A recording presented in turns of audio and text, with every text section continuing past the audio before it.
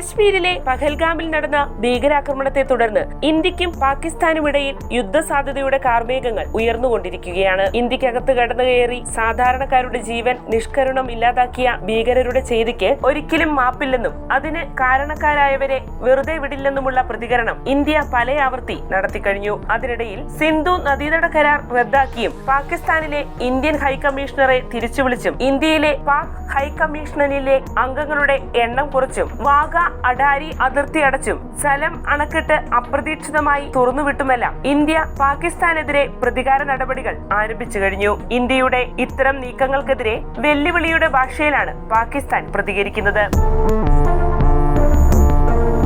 സിന്ധു നദീജല കരാർ റദ്ദാക്കുന്നത് യുദ്ധപ്രഖ്യാപനമായി കണക്കാക്കുമെന്നാണ് പാക് ഉപപ്രധാനമന്ത്രിയും വിദേശകാര്യമന്ത്രിയുമായ ഇസ്ഹാഖ് ദാർ പറഞ്ഞത്. കൂടാതെ പഹൽഗാമിലെത്തിയ ഭീകരർ സ്വാതന്ത്ര്യ സമര സേനാനികളാണെന്ന വിവാദ പ്രസ്താവനയും ഇസ്ഹാഖ് ദാർ നടത്തുകയുണ്ടായി. പഹൽഗാം സംഭവത്തിൽ പാകിസ്ഥാന് ഒരു ബന്ധവുമില്ലെന്നും ഇന്ത്യ ഇല്ലാ കഥകൾ കെട്ടിച്ചമച്ച് പാകിസ്ഥാനെതിരെ സൈനിക നീക്കത്തിനൊരുങ്ങുകയാണെന്നുമുള്ള ആരോപണങ്ങളും പാകിസ്ഥാൻ സർക്കാർ തലത്തിൽ നിന്നും ഉയരുന്നുണ്ട്. ആണവശക്തികളായ ഇരു രാജ്യങ്ങളും തമ്മിലുള്ള നിലവിലെ സംഘർഷത്തിലേക്ക് നീങ്ങിയാൽ അതിന്റെ ദുരന്ത വ്യാപ്തി വളരെ വലുതായിരിക്കുമെന്നും അവർ മുന്നറിയിപ്പ് നൽകുന്നു. പാകിസ്ഥാനുമായുള്ള പിരിമുറുക്കം വർദ്ധിച്ചു വരുന്ന സാഹചര്യത്തിൽ അറബിക്കടൽ കേന്ദ്രീകരിച്ച് ഇന്ത്യ നാവികസേനാ സാന്നിധ്യം വർദ്ധിപ്പിച്ചുവെന്ന് റിപ്പോർട്ടുകൾ സൂചിപ്പിക്കുന്നു. കർണാടകയിലെ നാവിക താവളമായ കാർവാറിൽ നിലയുറപ്പിച്ചിരുന്ന ഇന്ത്യൻ വിമാനവാഹിനി കപ്പൽ INS വിക്രാന്ത് അവിടെ നിന്നും പടിഞ്ഞാറ് ഭാഗത്തേക്ക് നീങ്ങി എന്നതിന്റെ ഉപഗ്രഹ ചിത്രങ്ങളും പുറത്തുവരികയുണ്ടായി. പാകിസ്ഥാനും സൈനിക മുൻകരുതലുകൾ സ്വീകരിച്ചു കഴിഞ്ഞതായുള്ള വിവരങ്ങളും ലഭ്യമാകുന്നുണ്ട്. ഈ പശ്ചാത്തലത്തിൽ ഇരു രാജ്യങ്ങളുടെയും സൈനിക കരുത്തും ആയുധശേഷിയും ചർച്ചയാകുന്നുണ്ട്.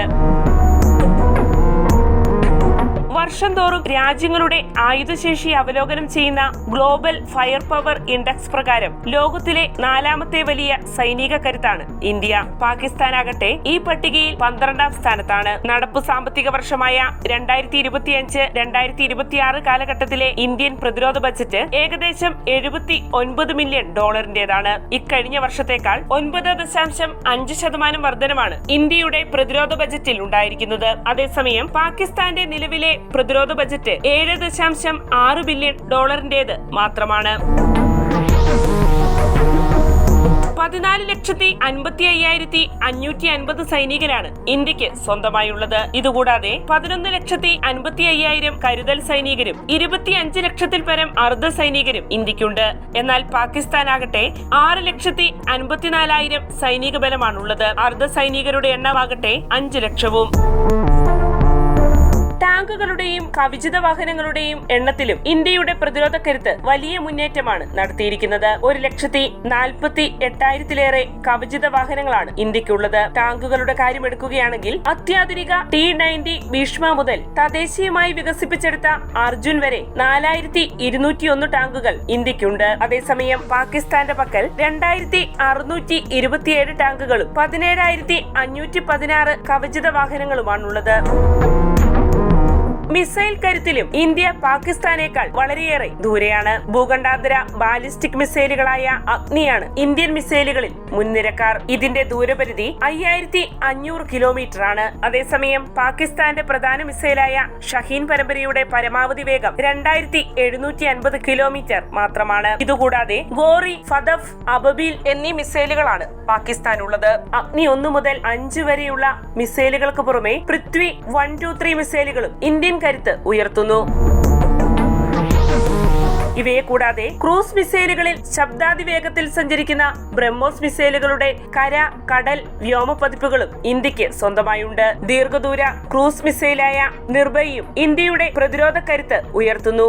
ഇവയ്ക്കെല്ലാം പുറമെ ഹ്രസ്വദൂര ഉപരിതല വ്യോമ മിസൈലായ തൃശൂൽ, ആകാശ്, ടാങ്ക് വേദ ഗൈഡഡ് മിസൈലായ നാഗ് എന്നിവയും ഇന്ത്യൻ ആയുധപ്പുരയിൽ സജ്ജമാണ്.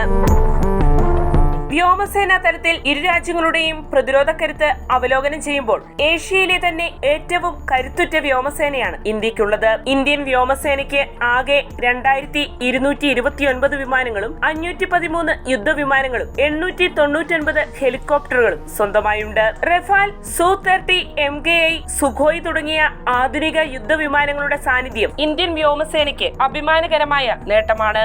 ഇവയ്ക്കൊപ്പം തദ്ദേശീയമായി നിർമ്മിച്ച തേജസ് വിമാനങ്ങളും വ്യോമസേനയുടെ മാറ്റുകൂട്ടുന്നു. പാകിസ്ഥാൻ വ്യോമസേനയുടെ കാര്യമെടുക്കുകയാണെങ്കിൽ JF-17 തണ്ടർ, F-16, J-10C തുടങ്ങിയവയാണ് അവരുടെ പ്രധാന വിമാനങ്ങൾ. മൊത്തം 1399 യുദ്ധവിമാനങ്ങളാണ് പാകിസ്ഥാനുള്ളത്. ഇതിൽ 328 യുദ്ധവിമാനങ്ങളും 373 ഹെലികോപ്റ്ററുകളുമാണ് ഉൾപ്പെടുന്നത്.